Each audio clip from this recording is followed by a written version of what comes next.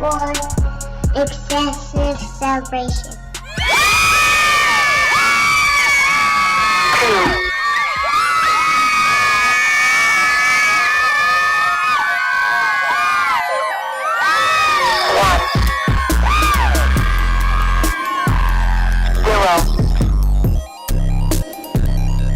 Good evening. Welcome to the EC Sports Show. I'm Scott Owens.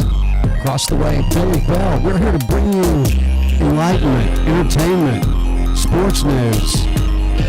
Did I mention sports news? How are you, Bill? Good. How are you? I'm great. We mentioned not much going on in the world of sports, so we're probably going to have to do some. What was it, like in May and June when we had to make stuff up? Yeah, I mean, I think we don't make stuff up. what's there to talk about? Mahomes goes down, concussion, boring. Tom Brady wins another one, boring. Breeze is done. Boring. The best thing I saw this weekend, by far, after the game, Brady and Braze meet in the field and give each other hugs, and the family, around, the toss family's around. there. And the comment section on that video is hilarious. So many. it took Brady to put it in that kid's bread basket because Breeze would have thrown a pick. That is hilarious. Yeah. It was tough to watch, Bill. You know, I've seen some of those like career-ending performances where you just go, yeah, I could have done without that. I could have done without that. It felt like he was done after that. Yeah. Like his face, his emotion, his everything from Breeze after that, he looked like it knew it ended. Yeah, and it's not like even the year before. This one was easy. I mean, right. It's been tough, frankly, ever since the interference call. Well, I mean, you want to talk about bad luck for the Saints. So, like, the past 3 years, just nothing but bad luck, from the miracle to the pass interference. I mean, the great weather that they get in New Orleans. Easily, possibly, maybe one more Super Bowl for Breeze in there if he gets to the Super Bowl, assuming that he gets there, right? It's a tough way to go out. Drew Brees is a good dude. I know he'll think about it, but it feels like this is the end. Yeah, I don't know. First of all, frankly, and I know this isn't what motivates him, but really, what does he have to prove? It's not like if he sticks around, he's going to outlast Brady. Yeah, the only thing you've got, you're fighting for yardage and you're fighting for touchdowns, but at this rate, Brady with that defense can probably kind of hang around for another 2 years and be decent. Yeah. I mean, realistically. Well, and frankly, I don't know how many decades you want to go from now, but holding the records that Breeze will hold with the franchise he represented all those years, to me, if you're able to do that in New Orleans, it's almost like if what you do in Oklahoma City, you ought to get maybe like 1/10 of a point extra because of where you're doing it. Well, you know what I mean? I mean, the best part of his story is the Chargers didn't want him because he's too small. Yeah. Oh, wait a minute. He just turns out to be one of, if not the best passer in NFL history. Yeah. I mean, come on. Yeah. There was a guy that played quarterback at the University of Oklahoma from Sallisaw, Oklahoma, named Steve Davis. And Steve, I think his record was 27-1, Bill, something like that. Do you know where he had hoped to play college football? Stillwater. Really? Yeah. There was an issue, though. They really didn't want him to play quarterback because he wasn't fast enough. Now, he did okay with OU's wishbone, and I actually remember them running a belly play where he pulls it from the fullback, follows the fullback through the hole, and outran the OSU secondary on a quarterback sneak, 55 yards for a touchdown. So, yeah, I think I like stories where somebody doesn't want you and you go someplace else and they pound you. So that happens. It'll be interesting. This whole kind of group of quarterbacks in history. So your Tom Brady's, even your Phillip Rivers of the world, your Roethlisbergers, your Aaron Rodgers, etc. I was thinking about it today, oddly enough, in the shower. Oh, wow. Think about Tom Brady's whole career, right? So, as a rookie, was never looked upon as the best quarterback. going into his second, third year, really never looked on as the best quarterback. There's probably a 3-year gap where Okay. in the National Football League he was known for being the best quarterback in the league, and then Aaron Rodgers steps in and then, oh no, he's a bad man, and it's over, right? And then Mahomes comes along. Yeah. So, and you take that, now everybody calls him the GOAT, but reasonably 3 years is all he was really given to be the The GOAT, quarterback. Yeah. And I think that's maybe the rule more than the exception, though, Bill. You know, because when you're saying that, I'm thinking about how guys trade places as like the number one player in golf and what have you. So, yeah, there's definitely some. It's cyclical There will never be anybody that beats Dustin Johnson in golf. in golf and in life. Well, in life, I got to give you that. I don't think that's where I think whatever spirituality that I carry with me may get tested a little bit. It just seems like somebody bestowed an awful lot upon him. Like, and others of us. Think aren't about this. offered. Dustin Johnson, Do we have to think about Dustin Johnson? I'm having such a good LeBron James, year. Okay, I'm feeling better. Tom Brady, Now I'm not feeling so good. the amount of money, the amount of success, the wives. Yeah, they won life. Yeah, they won the won life lottery. They did. Not saying I didn't, but just saying. It sounds like that's what you were saying. No. I'm just saying it sounds like that's what you were saying. All right, so Scott, can I spend the night because I probably won't be able to go home later. Yeah, I got no problem with that. I think if it weren't for the fact that it was a home for wayward boys, I never would have gotten to stay there in the first place. So part of that's got to be the deal. Wayward boys, Bill. Love the segue. I really am kind of like the lieutenant colonel, maybe the ensign of the segue. James Harden looks like a different. Well, look, no, he still looks kind of like the fat guy, but he looks like a different guy playing in Brooklyn than he did in Houston. It's almost like I don't know, I get the feeling maybe he didn't want to be in Houston anymore, Bill. No. No, I do. No, if you watch it, it looks that way. don't No, I think so. swear it did. I just wonder if there's like an attitude change. It's it's extremely weird to see him in the uniform. It's hard to watch Nets games just in general. Yeah. And then to see somebody play for so long in a uniform, and I know this day and age people switch teams all the time, but I think the fact that this works so well or better than people thought it was going to, because people, I think, automatically assumed that this was going to be a weird transition as far as, they're going to have to get along and share the ball. Well, KD's filling it up, and obviously Kyrie hasn't hit the floor with them yet, but it doesn't seem like it's that big of an adjustment. I think they've all got to realize, though, that these are pro players at a high level. Right. They're going to figure it out, and they're going to figure it out quick. And especially guys that have played each other or played with each other before, yeah, there's not going to be a lot of room that they need for adjustment. Well, it's and I guess our friend comes back tomorrow.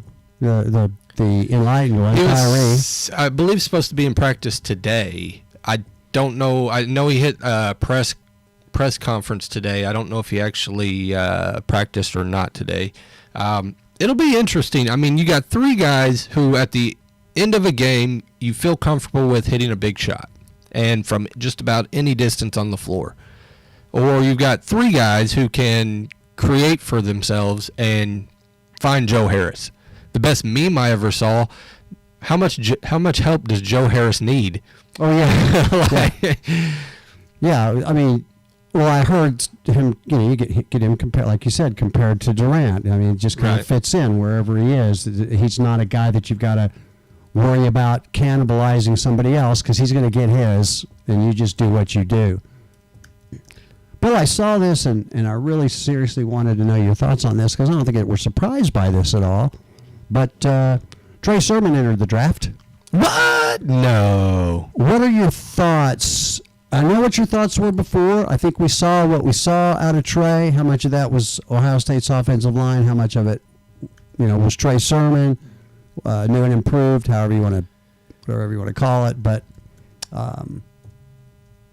does he have a career? So, originally freshman at Oklahoma, I thought this guy was the next DeMarco Murray. Honestly, he had all the intangibles, could have worked on catching the ball a little bit better, and I think you've got DeMarco Murray 2.0. What he turned into at the end, very Derrick Henry-esque. Now, he's not as big, but very Derrick Henry-esque. I don't know if he's able to catch the ball as well as I'd probably like him to, or most teams would like him to. And then picking up blitzes, I think, is still probably on his low side, but eventually I think he can get there. Now, is he an every down back? Probably not, but is he going to be one of those guys that you have in a run like with a Austin Eckler that can come in and spell him from time? Yeah, you could do that. I don't know if you saw, but not only was it obvious from the game the other day, the Saints and the Bucks, the difficulty that Breeze was having. Looks like Michael Thomas is going to have multiple surgeries on his ankle as well as deltoid surgery. So, man, they got some guys that are. So my takeaway, a couple of takeaways from that game. I think Taysom Hill has missed on that team a lot more than people want to let on, just for the intangible aspects of what he brings. Well, he and could what have he helped. can do. Could he not have helped? Oh yeah. I think, honestly, Alvin Kamara may be done. I think the tires have worn kind of thin. They ran him a lot the first couple of years. Yeah. I'm not saying he's going to be a bad back coming back next year, but I just don't think it's the same Kamara that we're used to. Bill, we know you get maybe 3 years out of a back, hard, solid, running years like that. That's it. Yeah. That's kind of it. And Thomas, I know he catches 100 balls a year, and he's not the fastest guy, and he's probably one of the better route runners in the league, but he looks on the downside. Well, I'll tell you something, Bill. Think about this, and I think it's a real thing. Guys like Thomas, guys that run really good routes but don't outrun people, Right. if they aren't almost tight end-esque in size, they don't last that long because you're taking shots Yeah. that if you were faster, you wouldn't be taking, because most likely you're running away from a defender rather than at one. And I think guys like him, even if please, he's so much better than, say, Wes Welker was, but guys that are great route runners, the Steve Largents, some of these people, but yet their ability to last a long time, now Largent did, it was a different time in the league, is limited because they're taking hits a lot of times with their back to the defense. And speaking of taking hits when you're not paying attention, Bill, you think Andy Reid's going to call any more speed options for Mahomes ever in the history of the world again? Well, real quick, going back on taking hits, when was the last time you saw Tyreek Hill just get smashed? It never happens. No. He's able to get out of bounds and know when to get down. He knows where he's at all the time. Now, Thomas is a little bit different athlete from Tyreek a little bit, but the ability and just the escapability of Tyreek is impressive. As far as Patrick Mahomes, I mean, that's you never want to see that as a fan or a player. But that being said, the Browns lost their opportunity. We've talked about it before, and I in complete agreement with you. They're about 2 or 3 pieces away. It showed right there because that drive, whenever they get stopped with 4 minutes, they should have been able to drive down the field. Right. If not, you should have been able to get a stop, and it never happened. Yeah, I'll tell you something, though.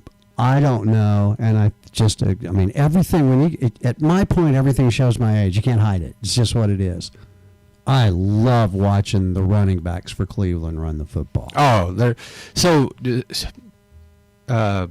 They punish people that try to tackle them. yeah, Chubb was bottled up for a good 2 quarters and then finally found a way. And I don't know where Kareem Hunt was for the first 2 quarters because, like the announcers kept saying, he never got the ball. And I think they tried to throw him one pass, maybe even in the first quarter, and it got knocked down. And outside of that, there was no attempt to get Kareem Hunt involved, and then later on they get him involved. Yeah, that 6 guy's carries. been your touchdown machine. He was 6 carries for 32 yards. I think that's where the we've talked about like Sean McVay doing this a couple of times, is the overthinking of your offense.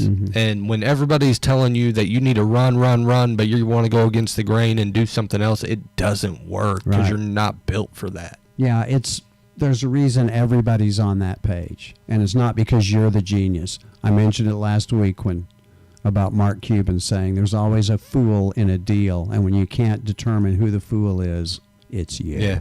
So Or if you're dealing with Danny Ainge, it's definitely you. he's like the Sam Presti of the NBA, except he makes more championships. So yeah, I think they can run RPOs, Bill. I think that way Patty's looking at the defense, but just to run that thing, that's just basically a option play, and he's not looking. It would be tough. I think if you're going to do it, you've got to do it with Tyreek and Hardman. Yeah, I don't. like I keep him as safe as possible because I don't think there's any way he doesn't play in this game. He's going to pass whatever concussion protocol that there is, but so it would be tough to go, hey, slot roll it machine, all out. slot machine, Now- hungry pig. That being said, would you expect it the first play of the game if you're the defense, right? If you're Buffalo's defense and Mahomes rolls out, I don't think anybody would expect no. it. I mean, Buffalo guy, is this smoked sausage? Yeah. Which one is this? Yeah, Mahomes on a naked bootleg. it's burnt ends, and you've Right. just got yours burnt. Yeah, absolutely. Tennessee coaching, Bill, brand new issues there. I got a little bit of detail we'll go into a little bit later on that. But Jeremy Pruitt's not been a very good boy, and we'll get into some of that. But here's some names. Yeah. Here's some names. Do you know who's going to be a key in the new search for not only the new head coach, but also the athletic director that's going to replace Philip Fulmer? By the way, it's been made clear that Philip Fulmer had nothing to do with any of the issues that are about to come down in Tennessee and their football program. Sure, he didn't. But Peyton Manning is going to be in the middle of all of that. That's why they don't think it'll be Hugh Freeze. That Peyton probably doesn't want to go that way. The SEC's probably not interested. So the next name on the list is Billy Napier from Louisiana. I don't know if he's ready to go from Lafayette to Knoxville. And then you got Chadwell, the dude from Coastal Carolina. I don't know why they don't just let Steele, who they hired to be like a defensive consultant or something. I know he wasn't successful at Baylor, but he's a Tennessee guy, Bill. He played played and played under Johnny Majors. So I don't know why they wouldn't look to him. Another name on the list, and I don't get this. I guess if you look good sucking, you get other jobs. Bill O'Brien. Yeah. So I don't know For about his that. one good year at Penn State. Yeah. Now the one solid. guy that's on this list that to me jumps out is the offensive coordinator from Clemson, Tony Elliott. That's not necessarily I think you'd have a hard time from a X's and O's and a success standpoint. I don't know that you'd have a hard time defending that. I have no idea if the guy goes down to 311 Raceway on the weekends. I don't know what kind of dude he is, but I'll just say that from a football standpoint, he's pretty solid. College Football Hall of Fame news, Mr. Bell. Tony Romo, Bob Stoops, Carson Palmer, and C.J. Spiller. I can see that. Yeah. All very successful. C.J. Spiller was a wonderful back. He wasn't any good. Wonderful back.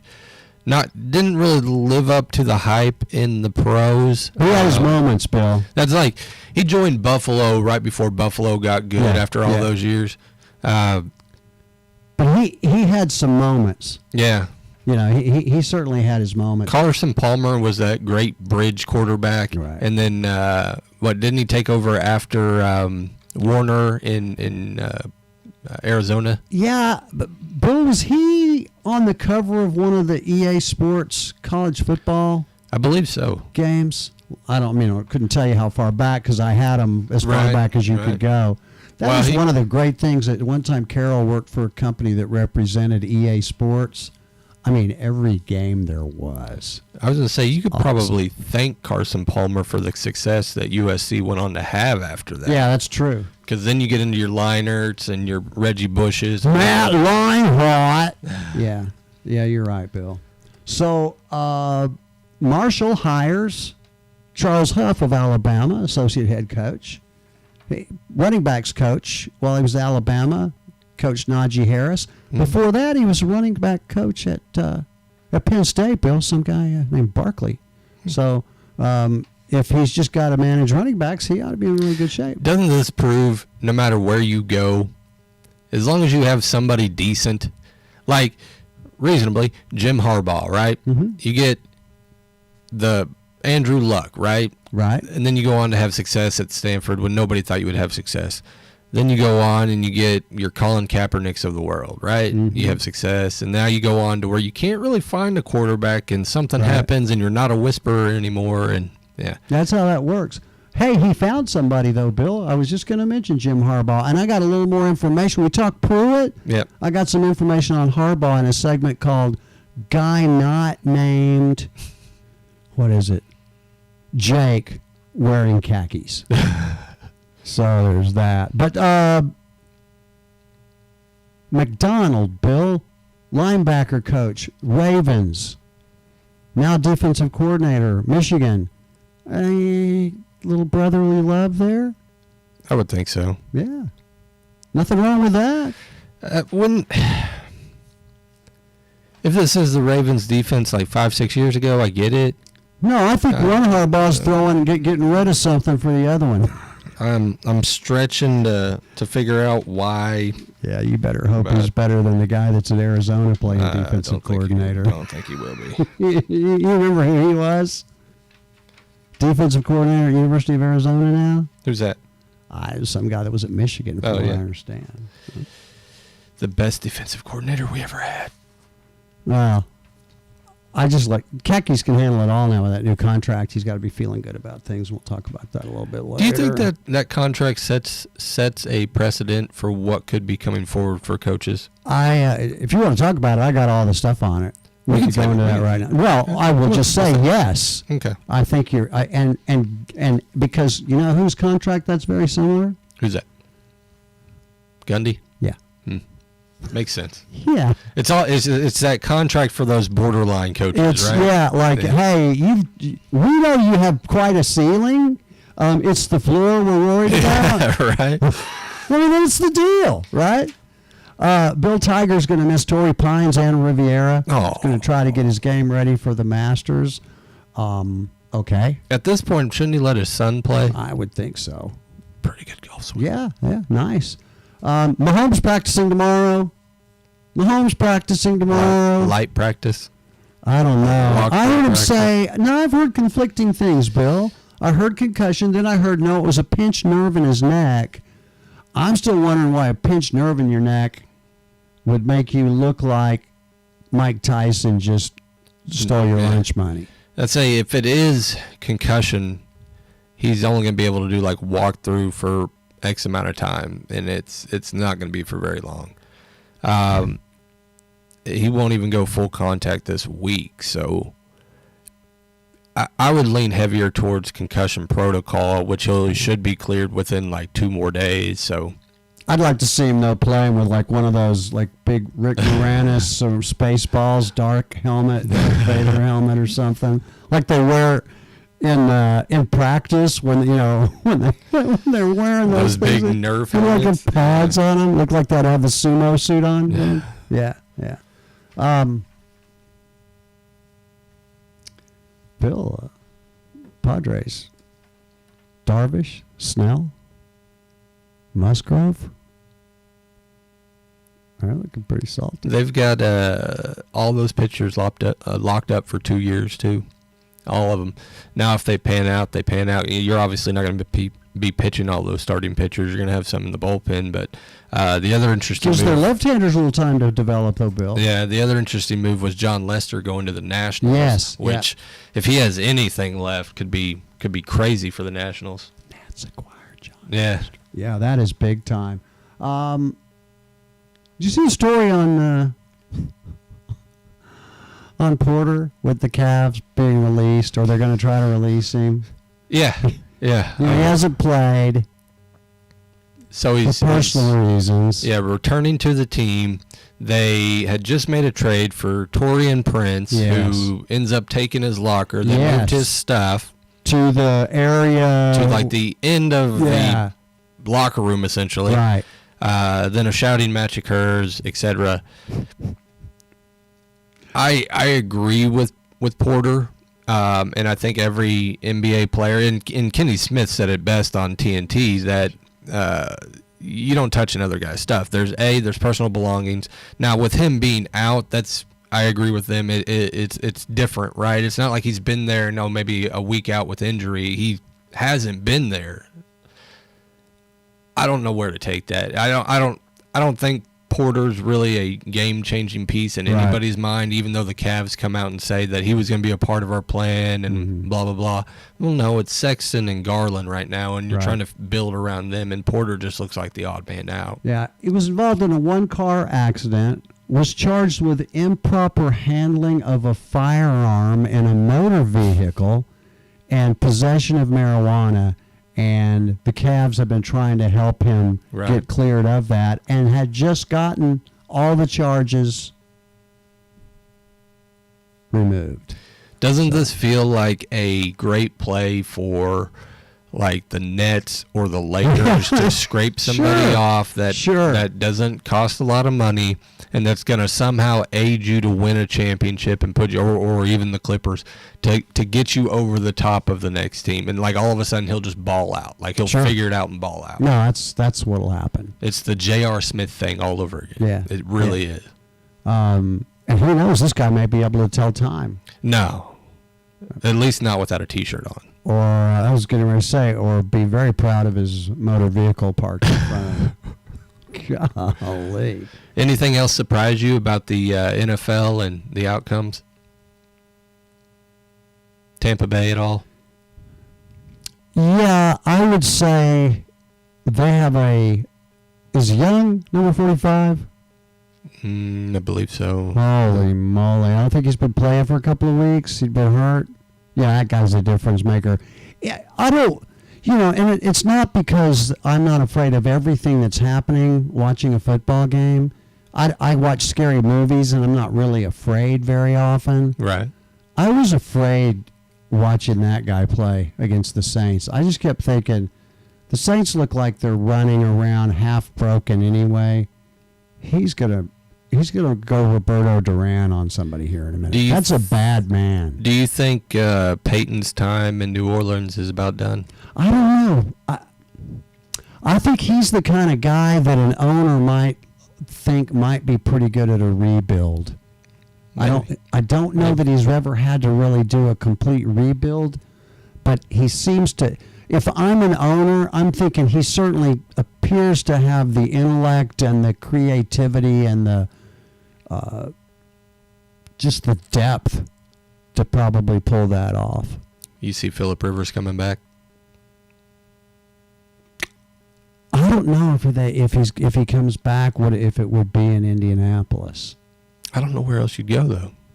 It makes sense to come back, but I think it depends on what's going on, like a place like up in New England. especially with the 95 kids he's got, Yeah. got to, I got to think he's got to come back. Yeah, what was the guy that was the guy from Seattle, Sean, what was his name, the basketball player that had all the kids, started his own daycare center? Sean Kemp? Sean Kemp. Yeah. That's a rock solid dude you want. Yeah. Yeah. Come in, I dunk on you. That's right. Bring your kids. It's time for fun, kids. Let's go to the Latrell Sprewell room. Ooh. We'll choke back something to eat there. You're listening to Excessive Celebration on Crossover Radio and Crossover Sports Radio with the Purpose. Get that app today. Find us on Facebook, YouTube, and iTunes. And as always, come in and served. Fresh cup. Cafe Americana on the big guy.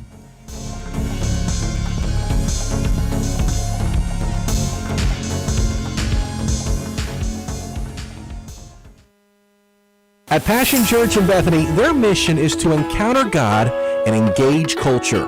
You can join them Sunday mornings at 10 or 11:30. There's Passion Kids for the children during the services.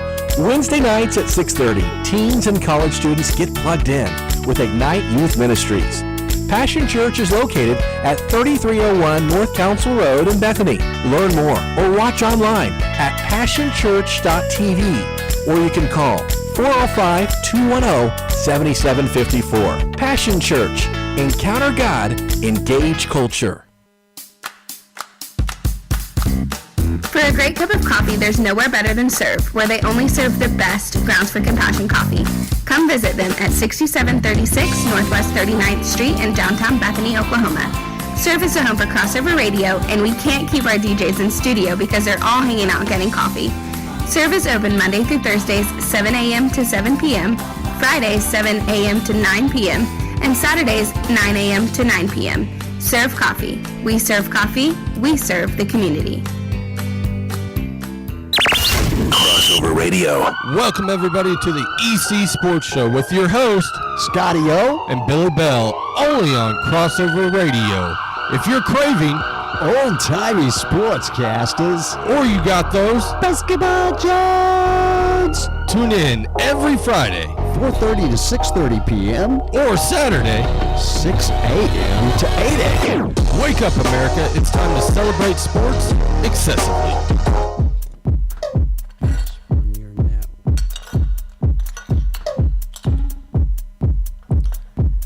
And we're back. Scotty, you're missing these sweet beats. Well, I'm missing everything here. On my back. You don't know how to act. Maybe you should relax. Maybe you should relapse. Just kidding. This seems like a great gym song, right? It does. I could pump weights to that. Or a couple donuts, whatever. Yeah. Swisher Sweet and a glass of Annie Green Springs or something, maybe. Yeah, I'm really struggling on this whole video thing tonight, Bill. So we'll It's just have okay. to- We'll get you there. have to just We'll get you move on.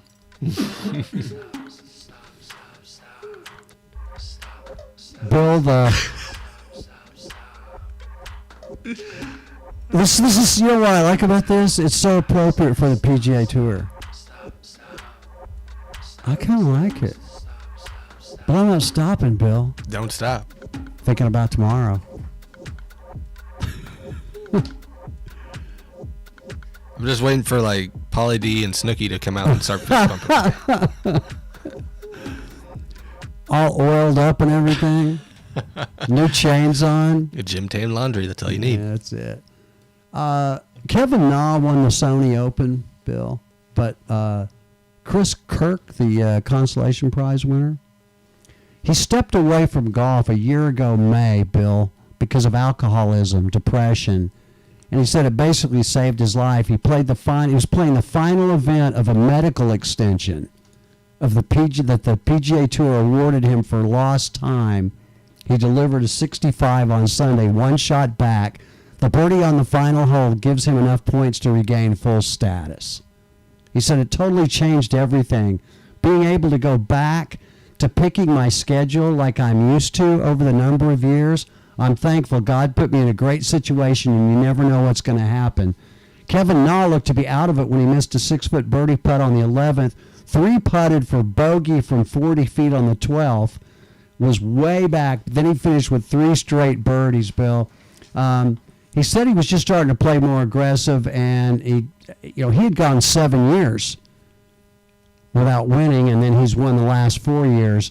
Now, Joaquin Neiman finished second in both tournaments, Bill. Kapalua, as well as the Sony Open at Waimea. Just another good week, so I'm happy for that, Neiman said, even though he didn't bring any hardware home.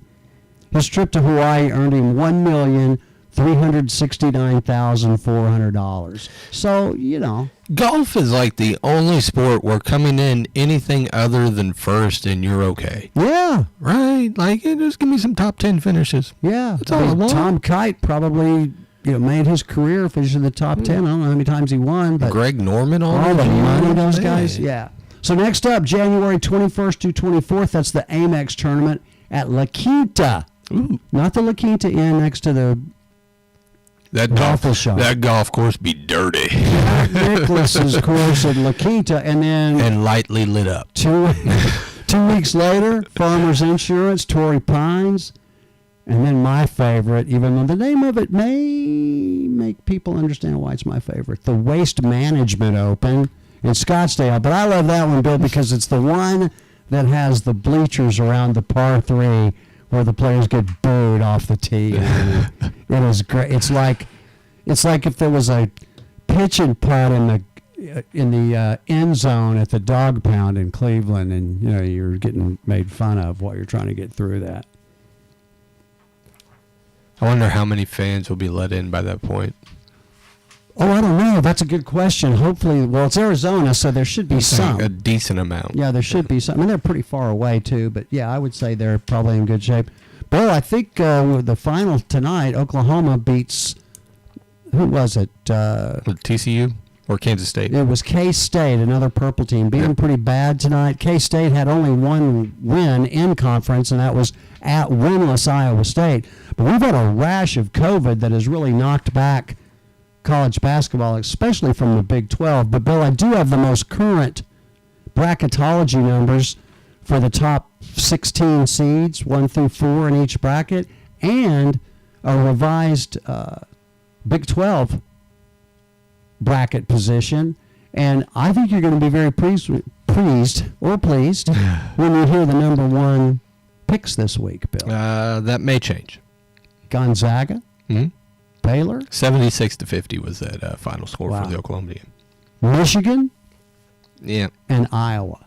Michigan suffered their first defeat, but came out and waxed Maryland tonight. So Yeah, Go Blue. Yeah, I think you can, level of competition. The 2 seeds, Bill, Tennessee, Houston, Villanova, Texas. 3 seeds, Kansas, Bama, Creighton, and Wisconsin. Kansas, Did you watch any of that last night? Kansas is not a 2 seed. Yeah. No, they're a 3 seed. Wow, 3 a seed. 3 seed. I wouldn't even put them that high from what I saw last night. Like, I think it was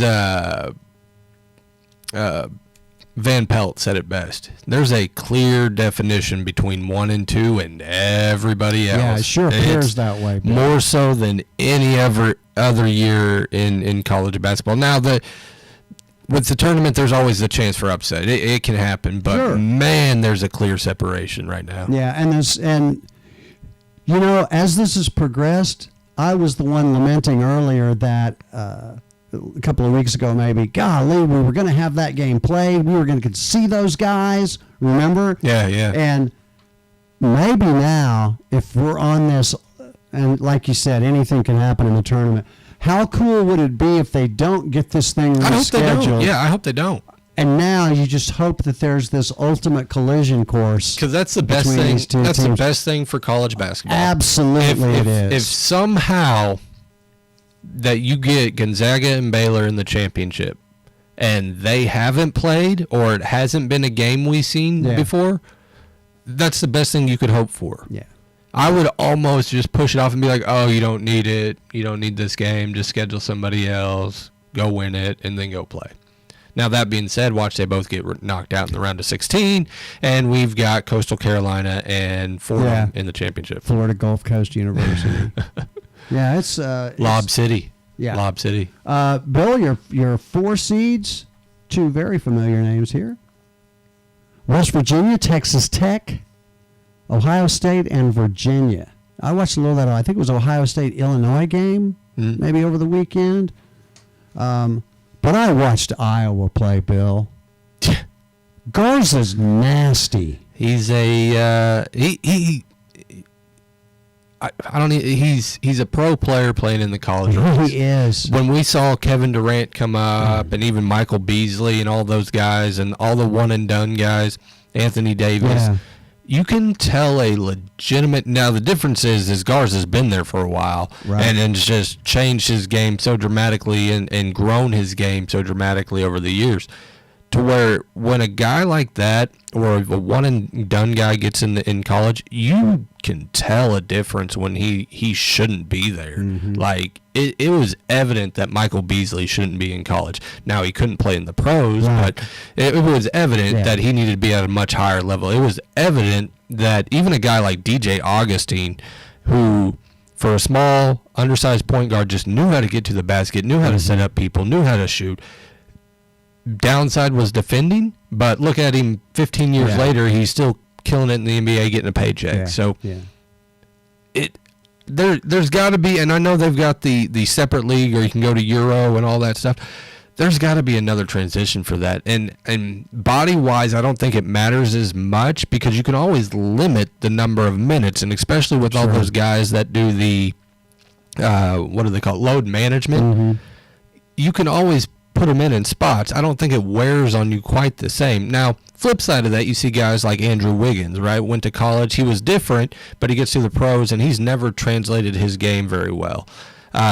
So there are going to be those exceptions, but there's got to be a jump-off point. And I know it makes college basketball great doing that, but sometimes it's tough to watch. And when Garza is just dominating people, now granted they've lost two, but when he dominates people, and just because he's losing two because the rest of his team can't live up to his level, it's not his fault. But Bill, I mean, watching their big try to manage him, it was just throwing him around, man. As a little kid. Yeah, and at the other end, he could catch it and shoot it, man. Yeah. He could step out and hit it. That's what's scary. He is nasty, but I really enjoyed watching him. Because one of the things about a guy that's his age doing what he's doing, and it also becomes even more evident that he is ready for the next journey, he knows how to use everything that he has now to his so not only is he more physically gifted in size, stature, everything else. Now he knows the science behind it, and man, oh man, he is nasty. The real test that you're going to see is when he does go to the NBA, and when he does have to. You saw AD suffer from it last night. The step back game of Curry, and can he defend that, or can he at least stay with it? Right, that's a completely different level from anything. You may see that one time in college, right? Is somebody capable of pulling that step back move off, or going around you, and can you recover? There are top flight athletes in the NBA who can't stay with that, right? Bill, if somebody would have told me a year ago that within the span of 10 days I would have cheered for Alabama and the Golden State Warriors, Right. I don't know that I wouldn't have thrown something at them, but I cheered very much for Alabama and the Golden State. Do you think Golden State has a shot, not to get too far off topic, of making the playoffs? Oh, yeah, I think they can make the playoffs. I don't know what kind of team they are. I don't either, but I think they can, because I don't know what kind of team Denver is. I don't know what kind of team. Denver's a mess. A lot of those teams that you would expect to be jockeying from like 6 to 10, I don't know, Bill. I don't. Denver basically overhauled their, spare parts for an upgrade on the offensive side. Defensively, they struggle. Offensively, they're just okay because the pieces they got weren't that great.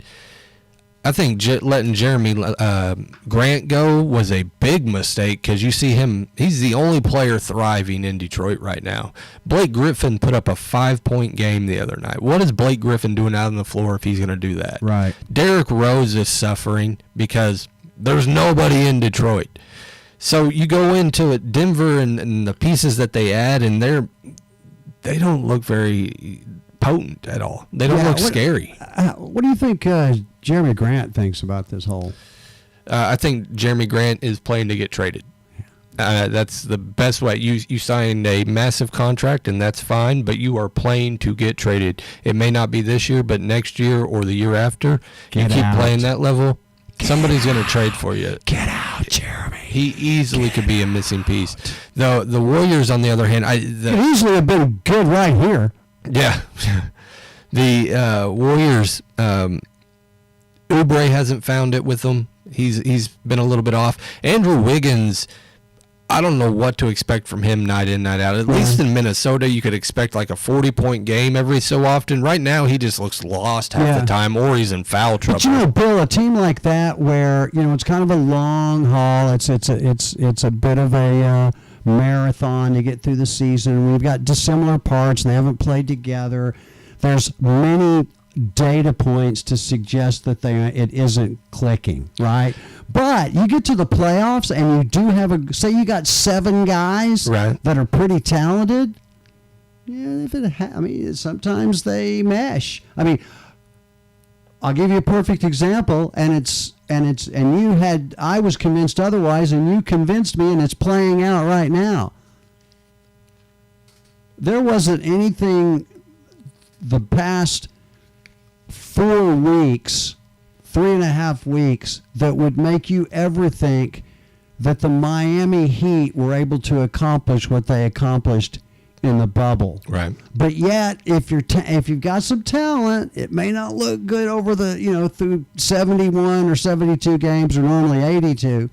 But things kind of, if you don't have talent, it isn't going to happen in the play. But if you do, so that's why I'm saying there's enough talent amassed there that they could, and then you don't know what happens. Yeah, they've struggled over the last couple of weeks. Miami's a oddly put together team. Like, none came out like a ball on fire last year in his rookie year, and then all of a sudden can't play. Dragic looks a step slower. Doesn't seem like the same fighting fires there. Jimmy Butler's up and down. He's not. I wouldn't call Jimmy Butler an elite scorer. Can he get some baskets? Yes. He's not a great shooter, but he's just a hard-nosed player, and he's a guy you want on your team. The combination of Adebayo and Olynyk it feels like that should be a nice fit. And because of what Olynyk can do offensively, but struggles defensively, even though he plays hard and even though he may pull an arm out of a socket, i.e. Kevin Love, it doesn't make him a great team. And I think they need to add pieces. Like trading for a Jeremy Grant makes sense from that point, or even a Porter.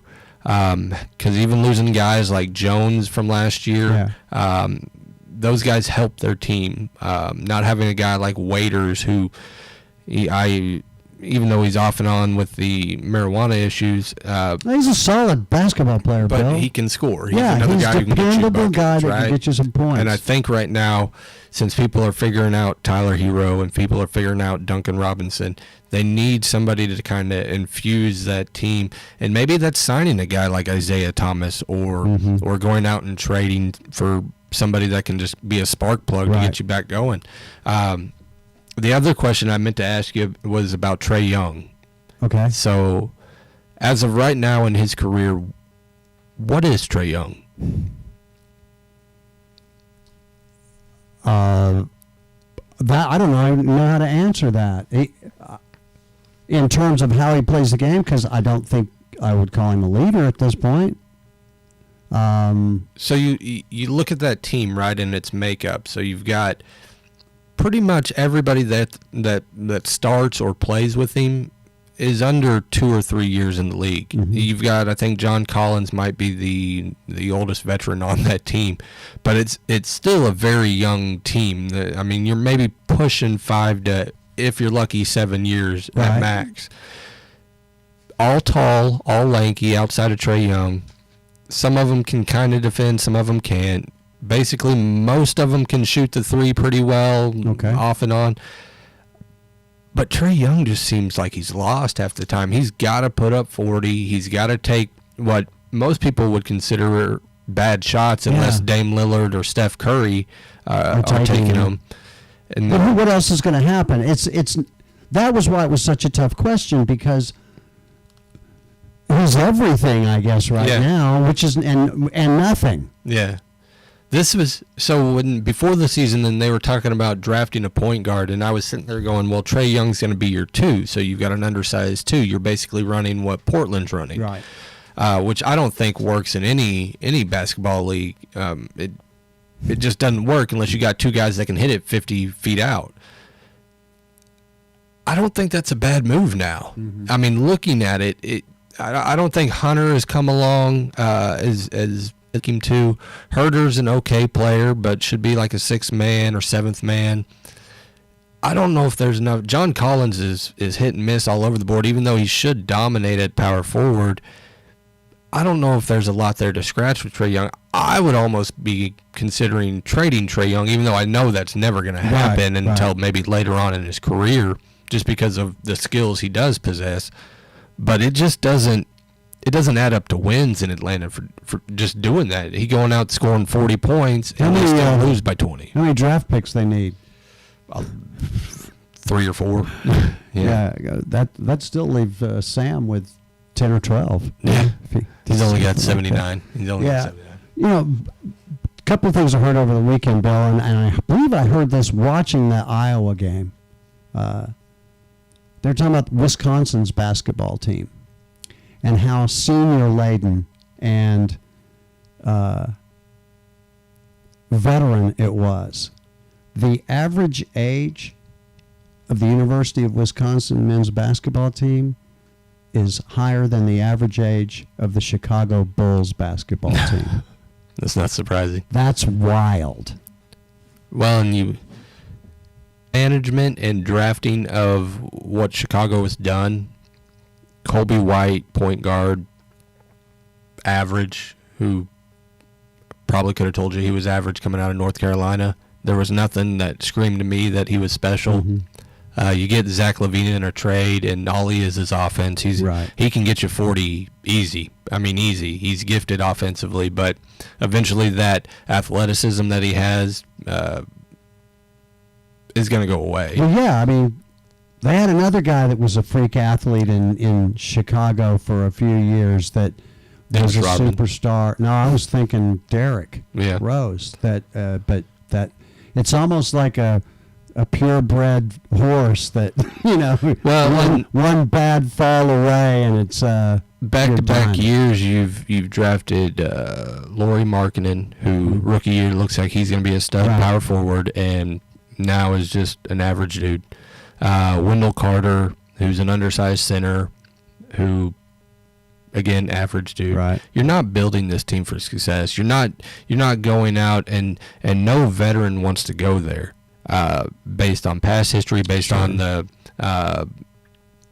Dwayne Wade mishaps, nobody wants to go there. So it was a big coup for them in general just to get LaVine, but more so that nobody wants to go play with him. Are you telling me but people aren't beating the doors down to go play for Billy Donovan? Because you had me, Bill, and then you lost me.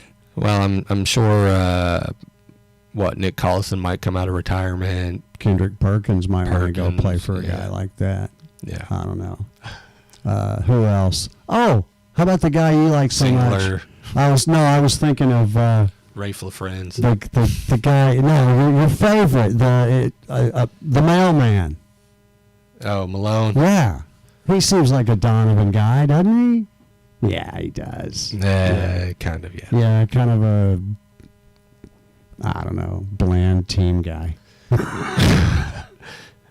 Well, until Malone slaps him. Bill, I have a surprise for you. And then I have do you want the philosophical question first or the surprise? Because I'm good either way. I'm just like a leaf on the what do you call it? The stream floating down the river there. Okay. So which do you want? Philosophical guy. Okay. We have seen over years the NBA, basketball in general, move from a game that required a huge physical presence inside to a game that no longer requires a huge physical presence inside, and to some degree, a huge physical presence inside is a liability as opposed to an asset. And we've seen that happen for a number of reasons. One, just because the big guys are good enough now that they can play inside or out, and I get that. But the other thing is that rules changes have created more opportunities for the floor to get spread out further. The three-point line keeps moving farther back. do you anticipate a point in time where a generation or two from now are going to be going, man, I wish this game was a little more physical inside? And is there a chance at some point that the game might actually, the rules may allow for, I don't know, a big guy that isn't able to be a 7-foot point guard to actually have a spot in the league, say, because 3 years from now, 5 years from now, I don't know how many Steven Adams are going to be left, but what about 30 years from now? Is there a chance the game could go back the other way? Is there anything that where people would go, man, I wish this was more physical inside? The only way that happens, well, two ways, I guess. One, if people just get smart about it, right? There's no reason that Joel Embiid shouldn't just back everybody down and dominate. There's absolutely no reason. That's a great answer, by the way. There's the other reason would be somebody needs to set the precedent of bringing it back by doing that and winning a championship. If you prove that you can do that. So you go back a couple years when Golden State was winning, right? Mm-hmm. What propelled LeBron to win? It was him going back to the basket and bullying people down low. Now, he's not your center, but that's what it took for them to win a championship. Physical mismatches. That's what it's got to be, right? Now to the basket. You're still gonna get your guys that are like Steph Curry, Trae Young, and undersized guys that can shoot really well or do whatever.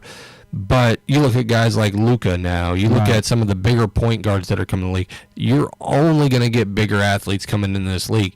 Now, I agree that the 7-foot guys that are Steven Adams, there's probably still going to be a place on a bench for him, and they probably won't play all that often. But until those guys, you've seen the growth in all these guys from your Jokic to your Embiids that can shoot the three-pointer. Sure. That those guys are coming few and far between. You don't see very many of them, and if you do, they're out there on the court practicing a three-pointer, trying not to be one of those guys that gets exiled out of the league. For years, we watched Manute Bol, Sean Bradley, Greg Ostertag, Bill Cartwright sit on the bench and just take up a space. Tyson Chandler's, just because they're huge. But now there's no space for that because you need either a stretch four, you need another shooting guard, or you need a center that can shoot three. I mean, that's what the game's going to go to. And until Antoine Walker rejoins the league on a 4-point shot, it's a dying breed. Let me ask you this. It'll never change. Bill, how much does something like load management play into that? Because you got to have the horses, you got to have enough of the guys that can fill the gaps of the guys that are, Depends on the superstar. Kawhi Leonards of the world and the people that are sitting out. It depends on the superstar, right? So you take a look at all those guys that talk about load management. Well, Kawhi didn't load management in Toronto and won a championship. LeBron's really never load management and won several championships. Steph doesn't do load management. So more often than not, load management is a cop-out for whatever. James Harden, by far and away, probably the best offensive player that maybe ever been around. He doesn't do load management, even though he's 20 pounds overweight. I mean, it looks like I'm not knocking the guy. He's definitely in better shape than I am, but easily enough he doesn't load management. I don't think you have to be to play the game that he plays offensively. I don't know that you need to necessarily have the physical attributes of a starting corner in the NFL to play the way he plays. I think it only aids his game. He's thick. He is thick. I mean, not Dort thick, but he's thick. Yeah, and he's the best way I describe him. James Harden is that guy that you will find at a park league somewhere after he's retired. He's got the headband and he pulls up the knee socks and he's got those different braces on. He's moving kind of slow. And he can kind of dribble still, but he's not going to blow past you. And he's just bullying you down low. And then he'll just go back to that 1-foot jumper from like 20 yards out. Yeah, you're like, one dude, spot on the floor. Probably got goggles on at this point. Like, come on, man. Sweat's cold, which is just the worst. Those dudes that sweat cold. Wow, you get in there on you. Yeah, I don't like that at all. I'm gonna need a towel after every play. Don't sweat cold. You're listening to Excessive Celebration on Crossover Radio and Crossover Radio Sports with the Purpose. Reminding you, get that app today. Coming to serve Fresh Cup Cafe Americana, and I promise it's not cold. No.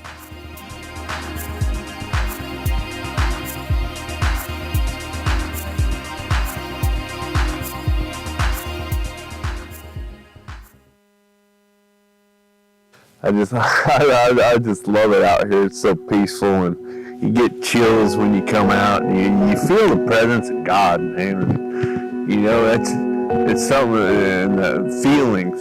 That's something a lot of us have never had. Opiates, meth, alcohol. Are you addicted? Rob's Ranch is a non-profit, Christ-based treatment center for men located in central Oklahoma. Rob's Ranch uses proven treatment methods and a program of spiritual growth to give men the opportunity to restore their lives and their relationships. Every member on staff has been there and are now in recovery themselves.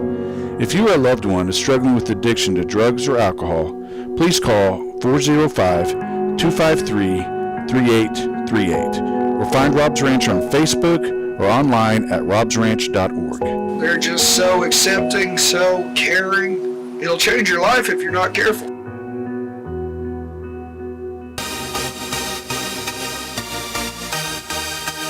Hi, my name is Nick Tarter, and I'm one of the pastors at New Covenant Fellowship in Bethany, Oklahoma. We are located at 6736 Northwest 39th Expressway, inside of Serve. No matter your age, background, or past church experience, we want to invite you to be a part of our family. We are a church where you can belong, even while you're still trying to figure out who God has made you to be. We meet each Sunday morning at 9:30 a.m. right here at Serve for small groups, and at 10:45 a.m. for our community worship celebration. We also meet on Wednesday nights at 7 o'clock p.m. to talk about gospel and what it looks like to live together as a Christian community. You can find out more about us by visiting newcovenantokc.org, or, of course, you could just come by for a visit. I look forward to personally greeting you when you do.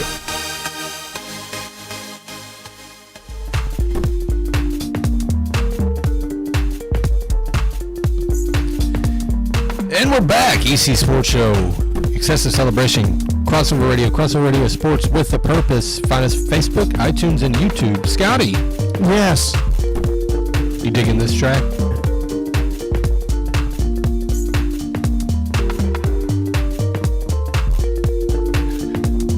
Shaman. You know, the upside is we're not going to make it through all of these. I've got more. That is beautiful, man. Are we? Stop. Yeah, that was. I still like that though. I just didn't know if I was supposed to stop. I'm just going to tell you this. I didn't proofread all those songs before I put them on. That's here, all right. so, It'll be fine. No, it'll be fine. I'll be honest. I listened to probably about the first 10 seconds. And No, I'm it'll like, be that's fine. Good. That's good. And then I didn't know that was coming. Stop. Note to self, listen to 11 seconds. Well, Bill, I just thought 2021 needed to start off with something kind of happy, something that when 2020 was dragging on, we didn't have sports. We really needed to find something to share that was kind of fun, that really wasn't making fun at anybody. Just celebrating, I don't know, maybe parenthood and the joy of having the ability to ruin your child's life by naming them whatever you wanted to. And so, Bill, I have from the Atlantic Sun and the Summit League your 2021 all-name team nominees. All right. Now, there's just a few from each league here. Is I believe it's Gwyneth Paltrow. Didn't she name one of her kids Apple? Is he in the league anywhere? Man, I don't know. Yeah, Fiona.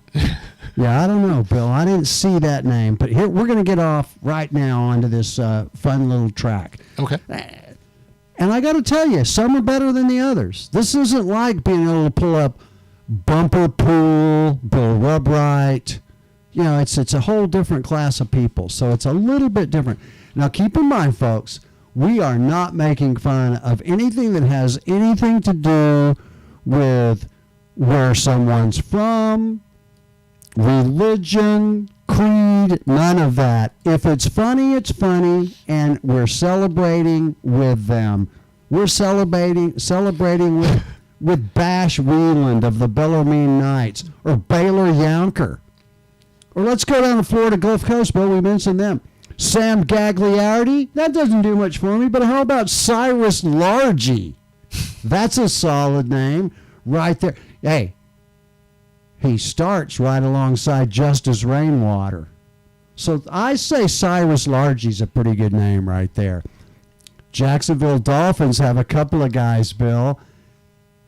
Cameron Boozer and his twin brother, Zamron Boozer. We're really stretching for names here. Zamron? 6'10 forward, 220 is Cameron. Oh, yeah, okay. I'm not gonna mess. Zamron, 6'9, 210 forward. He sounds like a solid dude. Cameron, Great name. That's a great name. But, Bill, the Kennesaw State Owls have Mason Quarterbaum. Does that... See, that sounds like a name from like a Seinfeld episode or something. See, I think on the all-name teams, it hits a lot harder when it's the first name.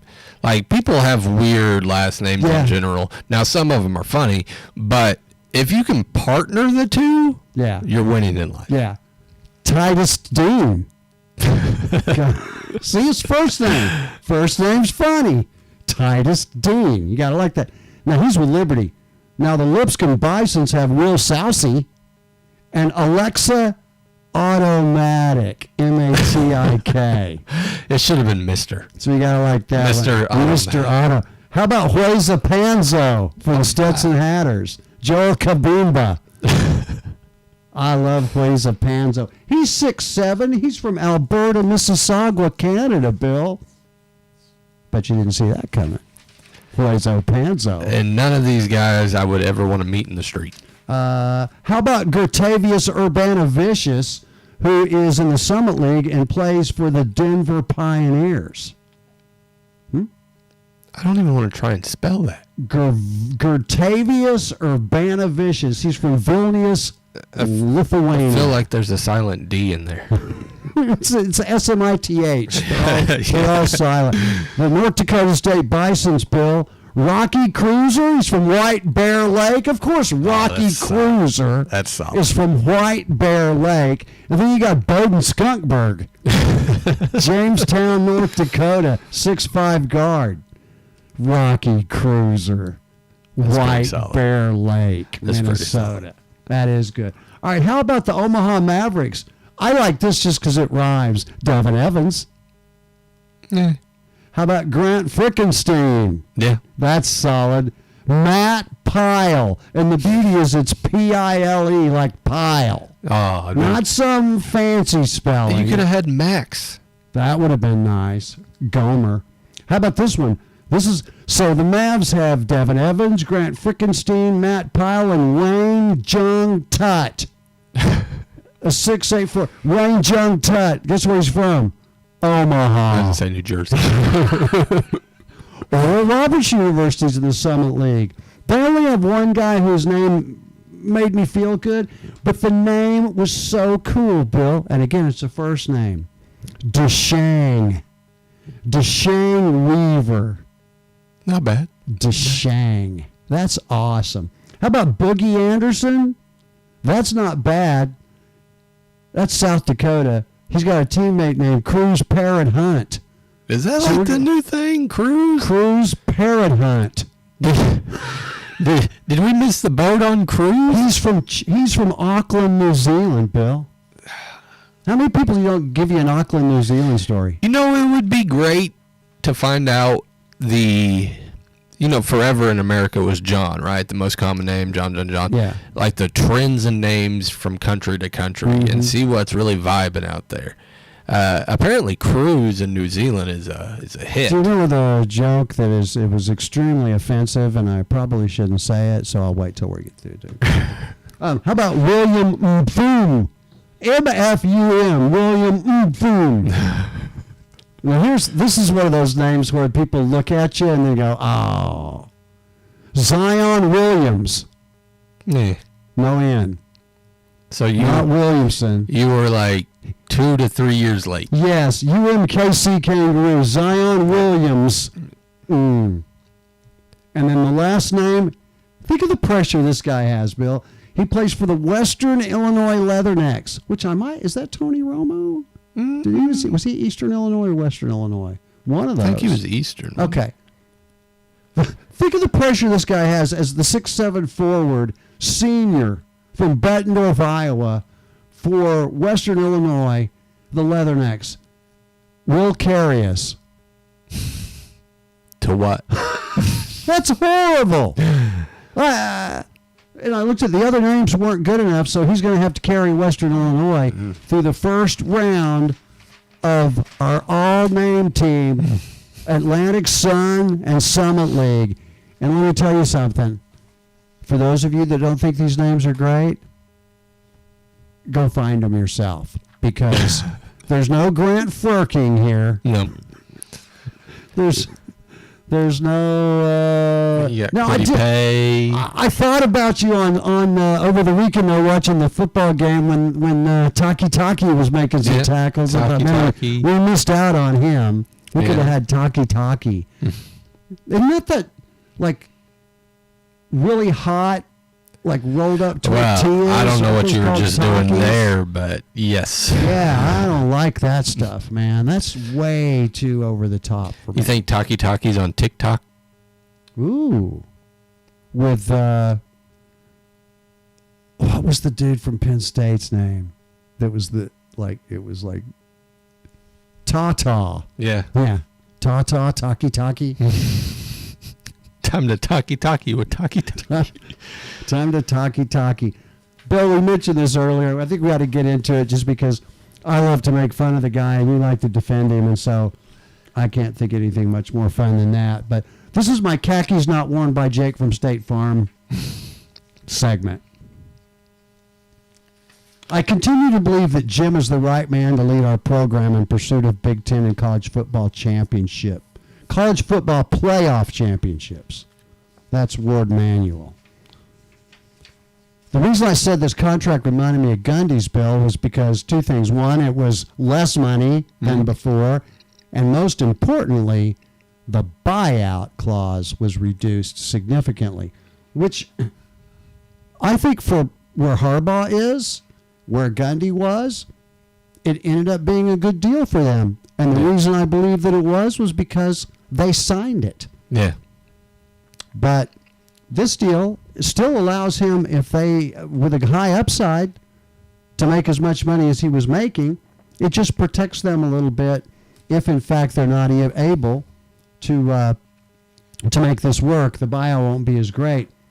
I'll look, Bill, because I saw something earlier in the week, and I meant to write it down.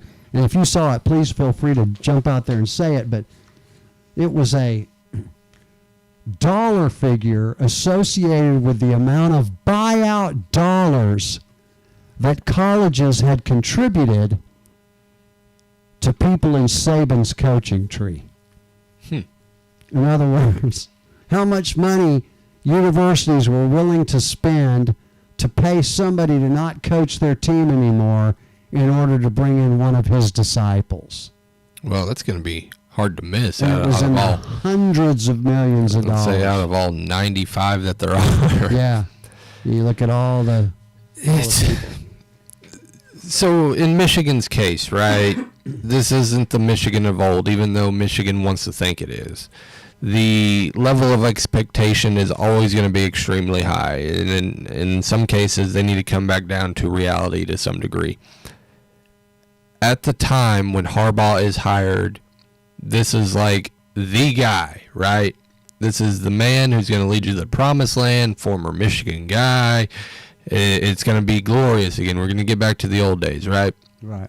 Keep in mind, there's still only one championship that gets handed out. Now, regardless of records against rivals and even against some bigger name schools, it's a work in progress. You're not going to be able to turn these things around on a dime, right? you go from Rich Rod and the disorganized mess of whatever that was to changing it back up and trying going pro style, which is past its time at this point, and then trying to reinvent the offense again and never really settling on a quarterback. And See, then, to me, that's the biggest crime, though. yeah, That's yeah. the one that I think it's hard to get beyond. And I'll please continue, but all I'm thinking is, if you ask me, that's the reason after Vince Young that head coaches in Texas have failed, is because none of them have been able to identify and bring in a star quarterback that was a championship caliber since Vince Young at Texas. And it feels like they're not able to identify and get that guy at Michigan. Well, that too, yeah. And reasonably, you can say that for a number of head coaches, even going all the way up to Nick Saban, right? You bring in Tua in the championship game, he lights it up, and Cardale Jones never sees the field. Or you bring in Cardale Jones, and so-and-so never sees it. It goes on, and you're thinking, well, why did we play this guy? But the difference is Alabama's backup quarterbacks were better than That's what I everybody was going to else's. say, because the second guy was good too. Right. And so it's, you could see something in one guy and it can be completely right, but for whatever reason it doesn't translate. And in that one time that you bring in a backup quarterback who reasonably probably should be the starter and he lights it up, then everybody's throwing eggs at you going, what are you doing? Why isn't this guy in here, right? Playing Milton most of the year in Michigan this year, and then bringing in McNamara who lit it up a little bit. It looks like he made a mistake. Well, no, Milton's got all the talent in the world. The skills just aren't there. He's a freshman quarterback. Well, a perfect example of that would be like Slovis at USC, who was the third string quarterback. Yeah. 2 years ago, nobody heard of him. 2 people get injured. Now going into this year, he's a Heisman. Well, and everybody wants to ride that wave. Like, you get into USC and you're supposed to be this all-American quarterback and going to be the next big thing and should go on the NFL and just thrive. And quite frankly, the USC quarterbacks haven't in more recent years. It's one of those things that a lot of teams go through, finding the right guys. And even more adept would be to even master the transfer portal, right? Try to draw some of these guys. If you can get better at that than any other school, I guarantee you're going to be up there higher, because you're not going to out-recruit Saban. You're not going to out-recruit LSU. No. So you better figure out what that pipeline means and how do I best manage it. And it's not like they don't have the resources to do that. Well, I think this is the compromise that is necessary, and I think it's the best outcome for everybody. Right. And we'll see how it plays out after that, Bill. Like I said, going forward, this template, and it's probably been done in the past, but maybe not blown up as this magnitude with a guy such as Harbaugh. But having a lower base pay outside of your top tier guys, so take your Lincoln Rileys, take your Sabans, take your Dabos out of it, right? Mm-hmm. They're going to do whatever they're going to do every year. But having that lower base pay for those mid-tier guys and laying on all these incentives of if you do this, if you do that, right, that could change the landscape. And that could really either motivate your coach to coach, because at times, and we've talked about it before, it kind of felt like Gundy wasn't motivated. But now if one of your incentives is to go out and beat Texas Tech by 20, then you know what? Maybe I'd lay it in there a little bit. I think he said he wasn't. He said he'd gotten complacent. Yeah. So, I mean, that's all you need. Bill, if you remember at the end of last year, one of the things I found fun to do was I looked at how, at the end of the football season, how was every team ranked. Right. Okay. There's 130 college football teams. 3 didn't play out of the football bowl subdivision. Old Dominion, Connecticut, and New Mexico State. Technically, Old Dominion play. You can find them still on YouTube, and they make a great musical band. Just saying. They are wonderful, but they did not. They also make a great transporting company. If you ever see them on a road, just honk at them. Just honk at them. Who's the other people? The R&L Carriers. Yeah. Have the R&L Carriers Bowl. All right. So the Athletic did their finishing 1 through 127. Okay. I always find that interesting because we always talk about how great the conferences are.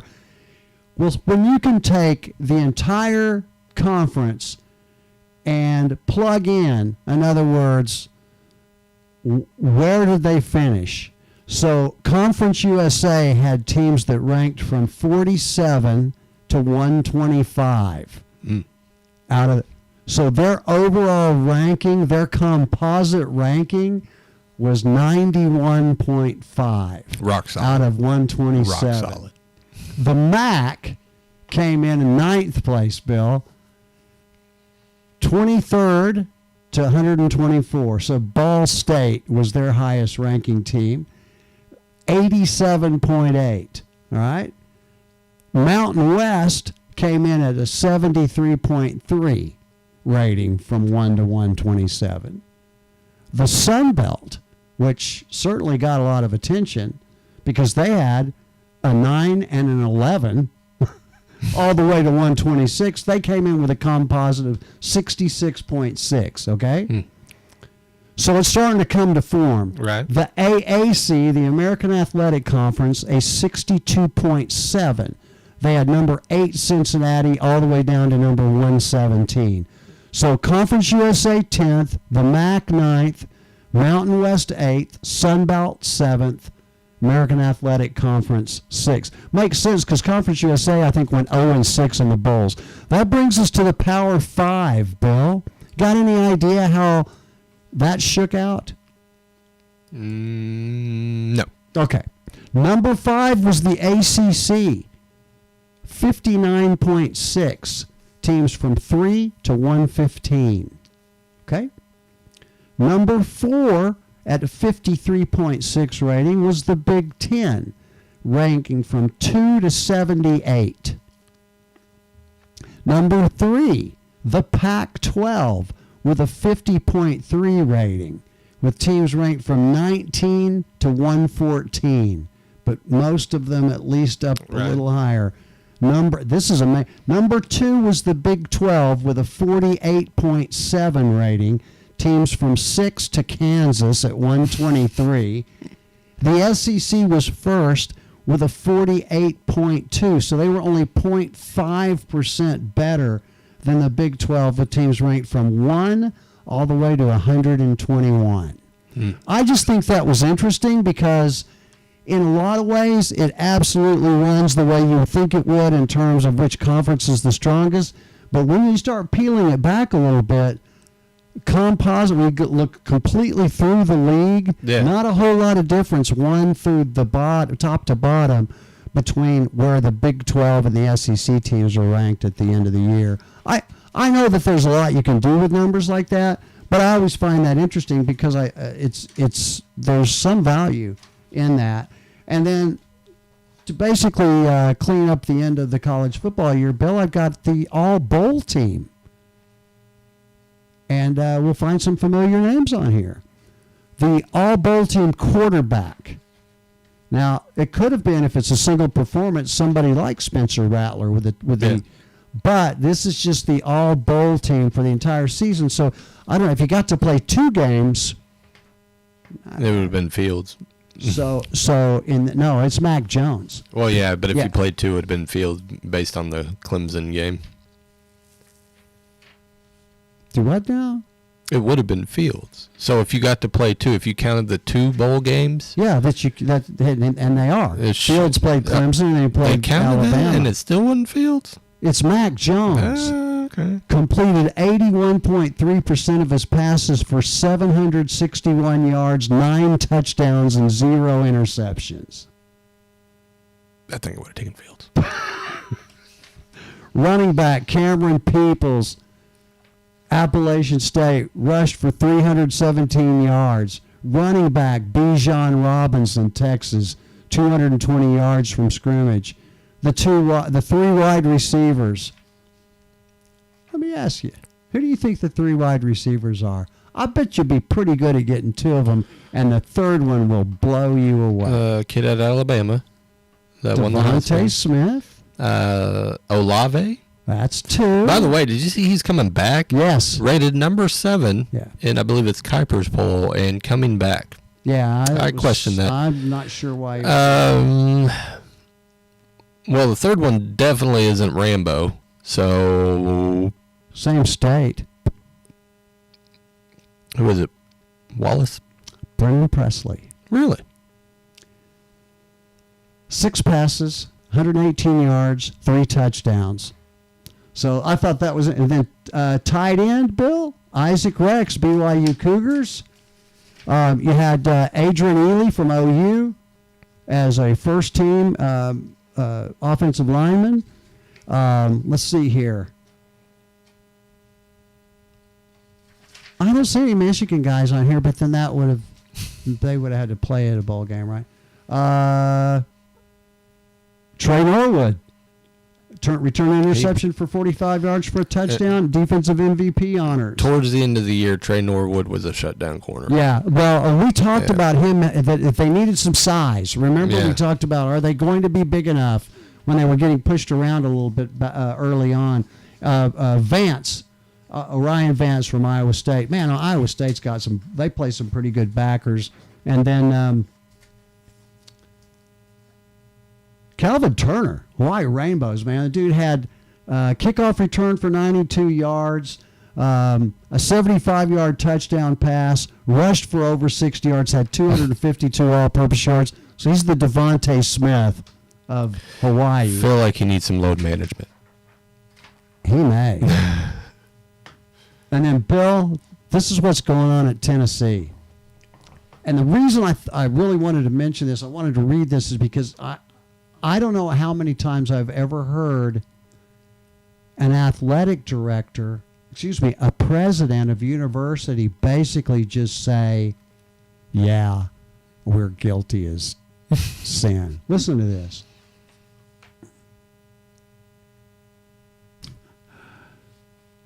In a notice of intent to terminate letter sent to Pruitt, Tennessee officials concluded the conduct of at least 2 assistant coaches and several recruiting staff members are likely to lead to an NCAA finding of level 1 and or level 2 violations of one or more governing athletic rules. The universities concluded that these likely findings are the result of either your material neglect or lack of reasonable preventive compliance measures. Bill, this is what the president said. I just couldn't believe this came out of his mouth. While the investigation is continuing, the information presented to us indicates serious violations of NCAA rules. They occurred, and that these serious infractions warrant immediate action. While I would like today to lay out the entirety of what has been shared with us, the fact is I can't while the investigation continues.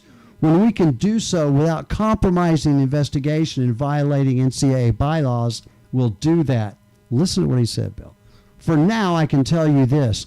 The information provided today indicates a significant number of serious NCAA rules violations. While we have no choice but to continue to ask for your patience while both the university and NCAA investigate, the personnel actions we're announcing today are an indication of the gravity of what we've discovered. What's astonishing is the number of violations and their efforts to conceal the wrongdoing. That's the president of Tennessee. That's not the NCAA investigators. This thing is going to get really nasty. And it revolves around a player named Amarius Mims, who was the number 3 offensive tackle, number 19 player overall in the ESPN 300 rankings. He went to Georgia. So this is going to get crazy. And I'm not sure where it goes, Bill, but I did see something funny on the way in. Some of our friends at a website, at a page called Big 12 SEC Smack Talk, somebody had posted a picture that said, please do not accept any emails or communications from the University of Tennessee. They may be, in fact, trying to trick you into becoming their next head football coach. It's a high probability. That too. I think we just ban them, start over. The Art Briles Home for Wayward Boys. You're listening to Excessive Celebration on Crossover Radio and Crossover Sports. Radio with a purpose. Get that app today. Find us on Facebook, iTunes, and YouTube, Excessive Celebration. And as always, come in to serve. Fresh cup, Cafe Americana. Emails on the side.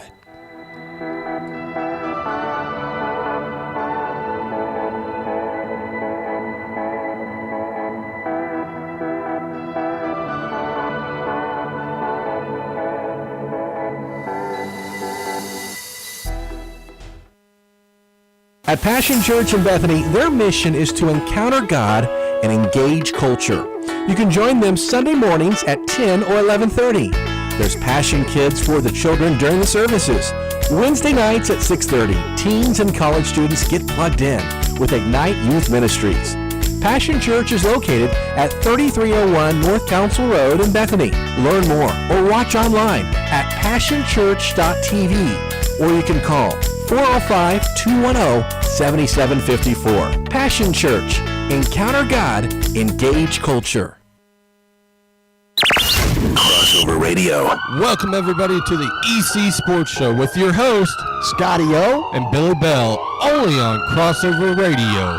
If you're craving, Old-timey sportscasters. or you got those, Basketball Jones. tune in every Friday 4:30 to 6:30 p.m. or Saturday. 6 a.m. to 8 a.m. Wake up, America. It's time to celebrate sports excessively. At Victory Church, our mission is to help people live, move, and be in the presence of God. Our service times are Sunday at 9 and 11 a.m. and Wednesdays at 7 p.m. We have 2 worship locations, 1515 North Kelly in Edmond and 4300 North MacArthur in Moore Acres. For more information, visit our website, victory.church, or call our church office at 405-787-4200. Come to Victory Church, where all are welcome.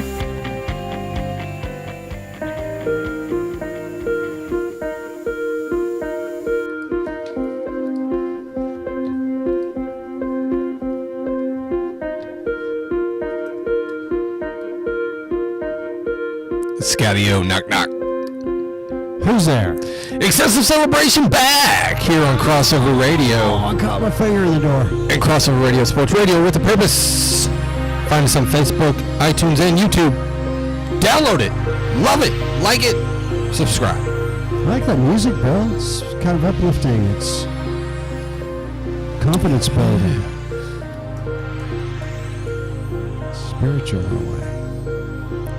I feel like Phil Jackson is listening to this right now Every now and then, Bill. while he touches his toes. Every now and then.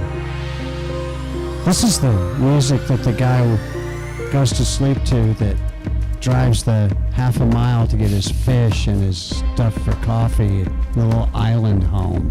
And he goes home and eats his eggs and toast. And Out of a conch shell. the guy with the deep voice says, "Stay calm."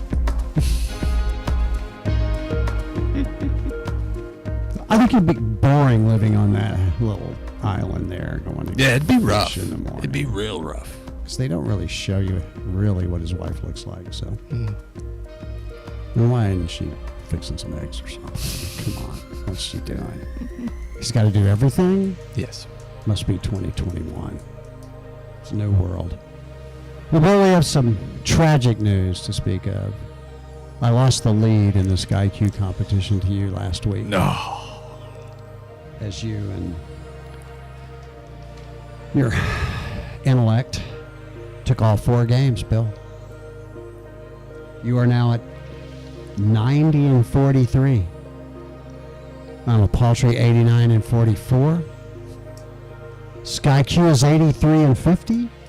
And our guest pickers are a strong 70 and 63. I really feel like, though, this is the week to make it back, though, because I'm a little mixed on some games. So Well, there's only 2. yeah, I know. That's why I could see myself missing both of them.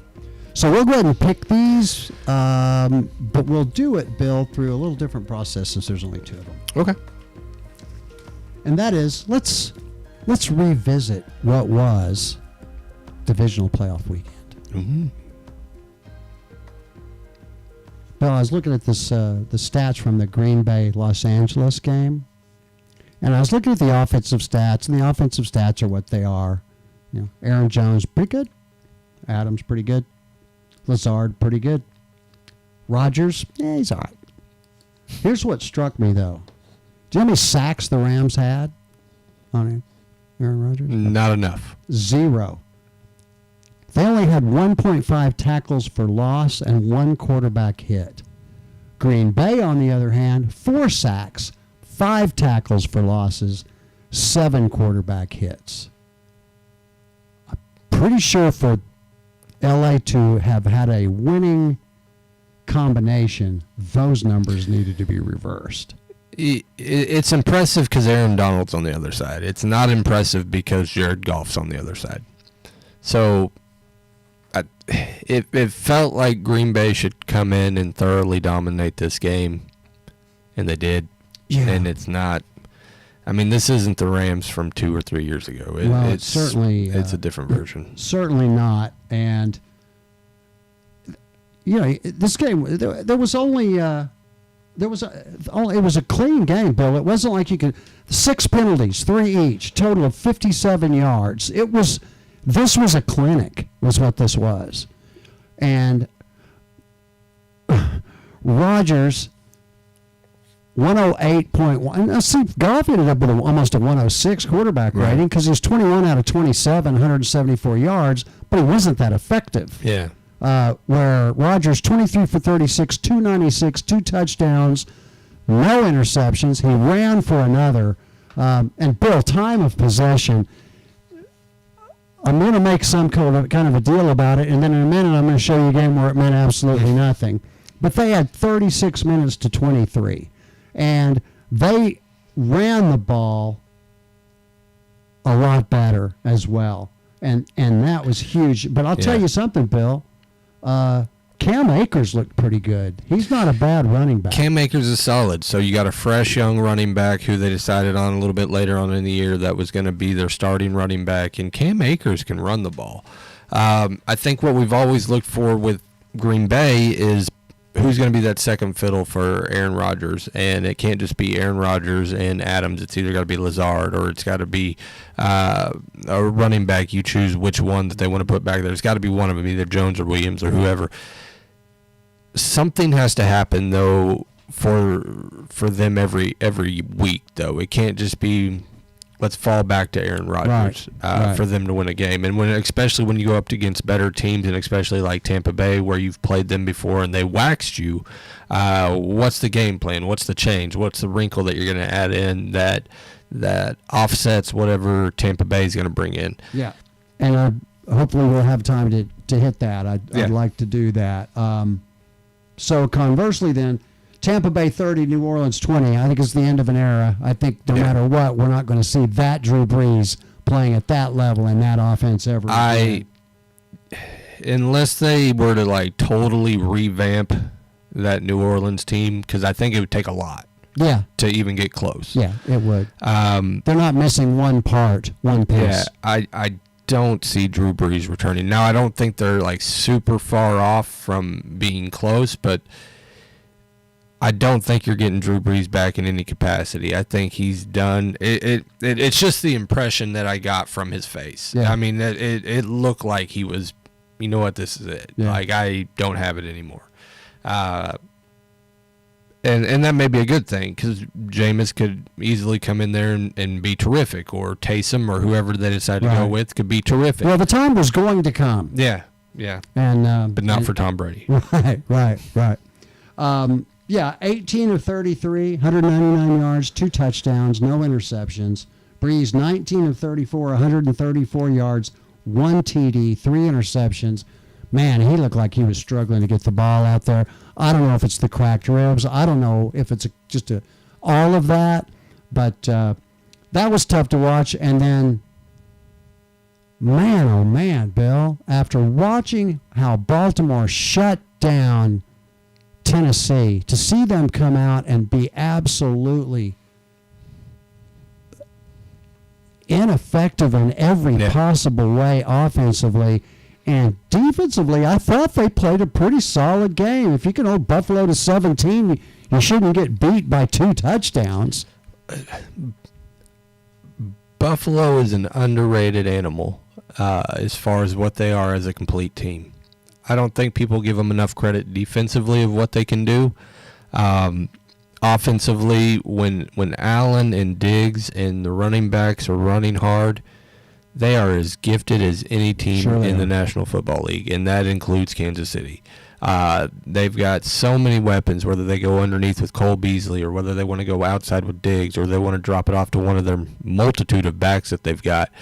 Defensively is where it can change, though, because sometimes you get a good Buffalo defense, sometimes you get a really bad Buffalo defense. Yeah. But it always seems to be the game plan of success whenever you go against Baltimore is make Lamar pass. Yeah. If you can stop Lamar from running, it's game over. Yeah. They can't figure it out. And that's where the evolution of his game needs to evolve, regardless of who you got out at wide receiver.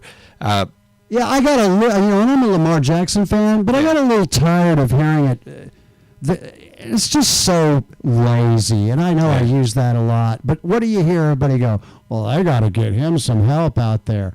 How about putting the ball where the guys that you have out there can catch it? Who do you want? You've got Hollywood Brown, who should be able to separate people, but he can't. You got Andrews, who's been a just marvelous tight end, and frankly makes a lot of catches that most tight ends won't because makes him look a little better, Bill. Right? Makes Jackson look a little better. And then even on a stretch, they go out and try and get Dez Bryant, right? Even if he can't play the position, they tried to give him help. Sure. You bring in J.K. Dobbins, and it's not his fault that he slowly came along at the end of the year. But see, they're sending Ingram to the boneyard.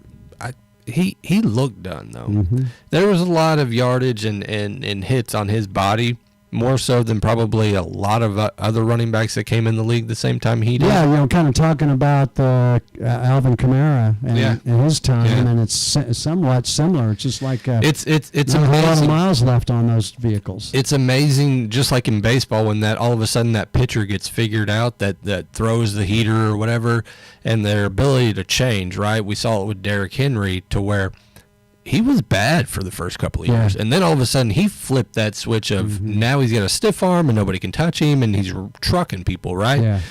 To where running backs most of the time they come in real hot for about 3 years, they get paid really well, and then that 4th, 5th year they drop off for a multitude of reasons, but mainly just because of the wear and tear on the body. Although that certainly wouldn't happen in like Dallas, Texas. Never. Okay. Never. I want to make sure we're not going that direction. Right I think we just need to give him another $500 million. Bill, I've heard a lot of Cleveland fans, protagonists, talking about the one that got away. Yeah. Did it? Yeah. By all means it did. So we'll fast forward to the end, right? So you take a look at the last series they have where they can't even complete on a first down. To then being with 4 minutes left and you can't make a stop on a backup quarterback. So that kills you right there. Easily enough with your defensive line, you should have gotten pressure. And understandably, you're not blitzing Patrick Mahomes. You're dropping people back and you're really only rushing 3 or 4. But you should be able to get pressure with that defensive line. There's no reason Myles Garrett shouldn't blow up that spot almost every other play. Now, if you rewind back to the no call, as far as if you want to have a gripe about something, it's the no call. It's the helmet to helmet. The ball goes out of bounds. It's touchback going into halftime. So you lose a lot of momentum that way. That being said, those plays are so bang that I cannot fault the ref, and with it not being a non-reviewable play at the time, if it's not reviewable, it's not reviewable. It's so easy to second guess and slow down instant replay, but when you look at it fast and live, it looked like maybe it's a little bit of the shoulder, maybe it's helmet. It's a tough call. All it takes is a receiver to twist his body one split second one way, and all of a sudden it's targeting, right? Yeah. So it's unfair on the defensive back side of things.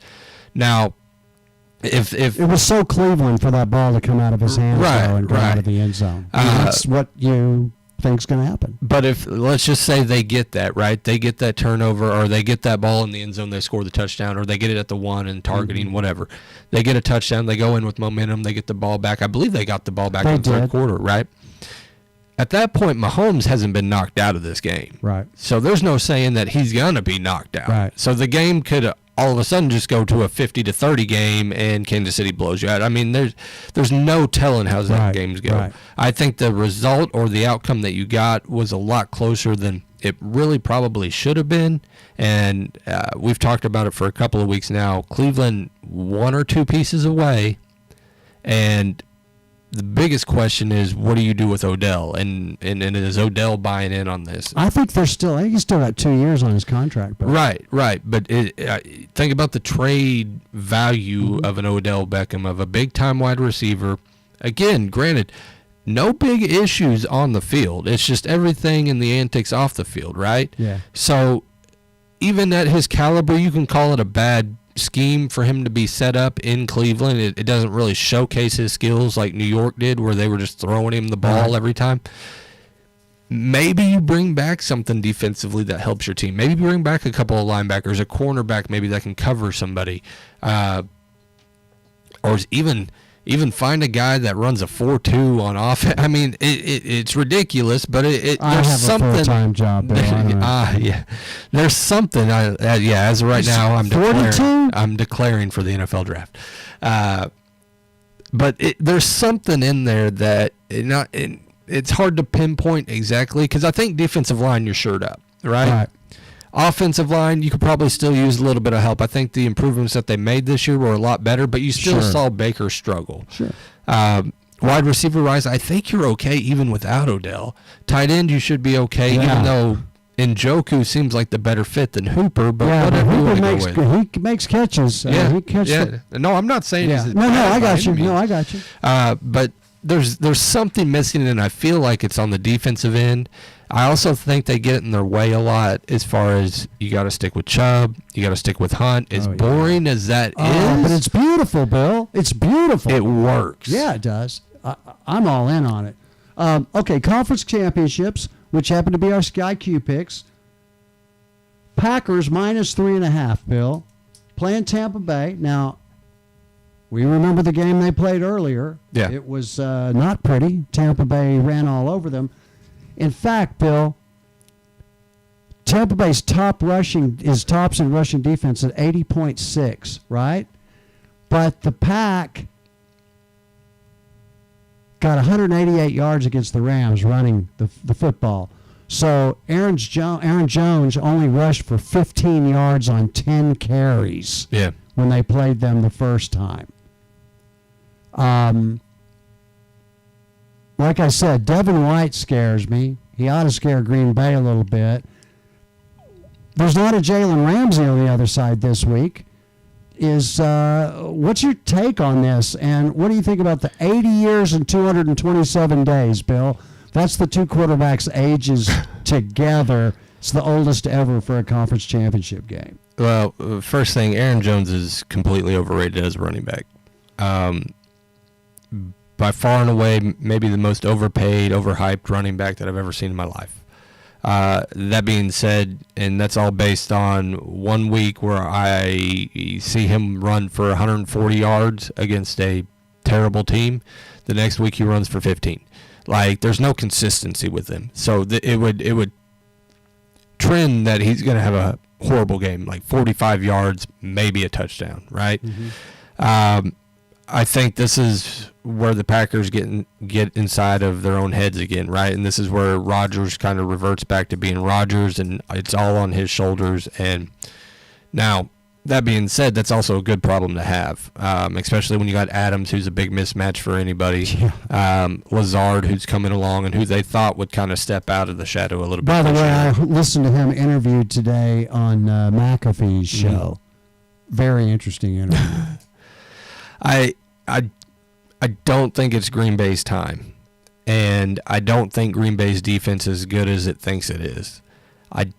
I do think they can put pressure on Tom Brady, which I feel like that's what you have to do, and that seems to be the trend throughout his career. You get pressure on him, and he kind of struggles. But the ability to run the ball with Jones, the ability to run the ball with Fournette, that's why those two tackles are so important, Bill. Open up a tight end passing game. They've got enough tight ends that are all-pro that they can win with.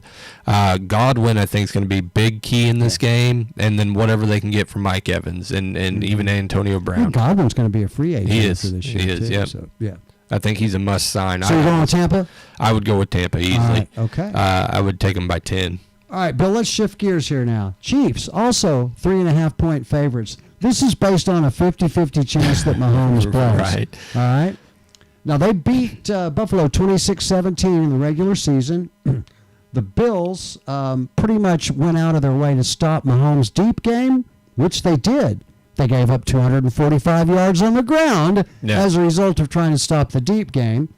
The Bills are averaging 34.7 points a game, Bill, since Week 9.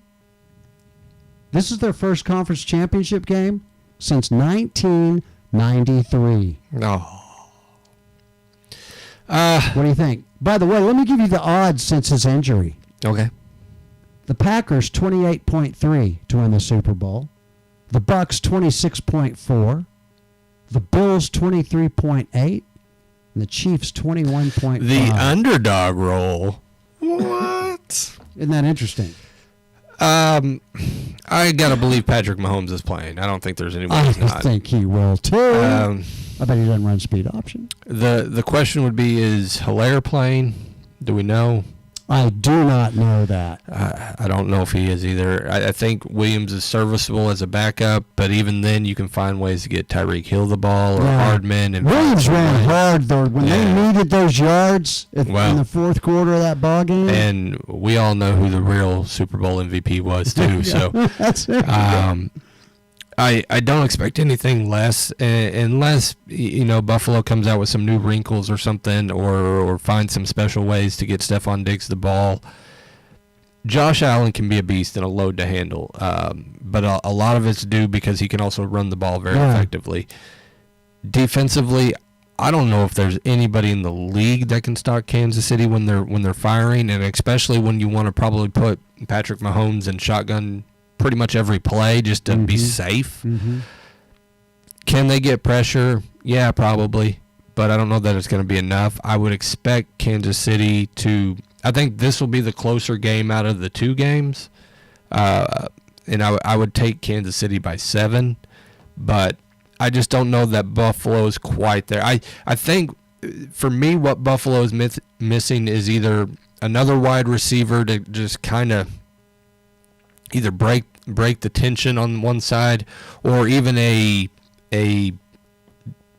game busting running back. Like Singletary's okay, and a couple of their other backs are okay, but they don't scare me. Like even Akers scares me because it feels like he's gonna bowl you down and then run to the end zone. Singletary doesn't give me that vibe. Right. Yeah, and I don't know how when you look and I don't have the stats in front of me. I don't think Buffalo's gotten a whole lot of sacks this year, Bill. I don't think they're very adept at putting pressure on the quarterback. Well, and you also got to think who they've got in their secondary. They've got Josh Norman, right? Sure. When's the last time you saw Josh Norman? That's when he was flying through the air, sitting on his butt against Derrick Henry. It doesn't bode well for Buffalo and their defense, and especially if you're going to try and play zone. Now, let's just say Mahomes. You play zone and Kelsey's going to kill you. Yeah, and that's what they do, right? So every time somebody takes away Tyreek, they double over the top, right? Josh Norman ain't staying with Tyreek. There's no way. Right. But you double over the top, right? You take that away. Well, who's guarding Kelsey? That's your mismatch, right? Or Hilaire is okay, or whatever running back they want to throw back there. Then you got to guard the running back. Then what do you do? Let me ask you a question.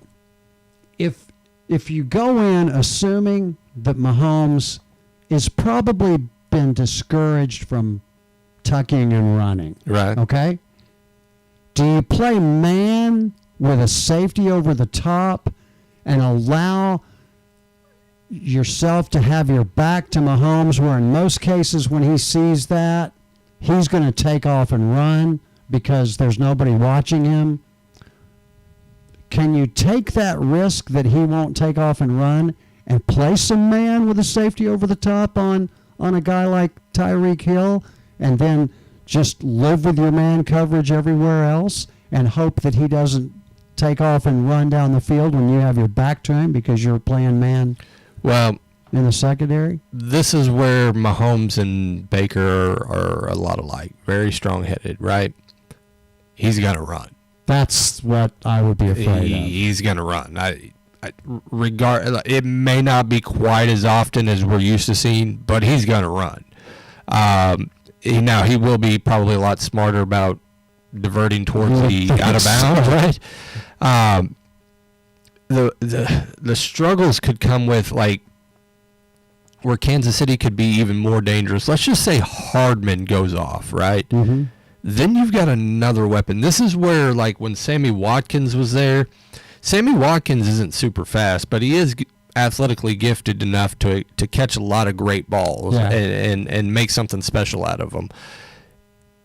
If Hardman hit that trajectory, like right about now, and just balled out during this game, then there's no stopping the Chiefs. I mean, they're hard enough right now because you take one weapon away. Okay, we're just going to feed Kelsey 15 times. Okay, we're going to switch you over. Okay, we're going to go back to Hill. Okay, you're going to switch up. There's no way to counteract all of it.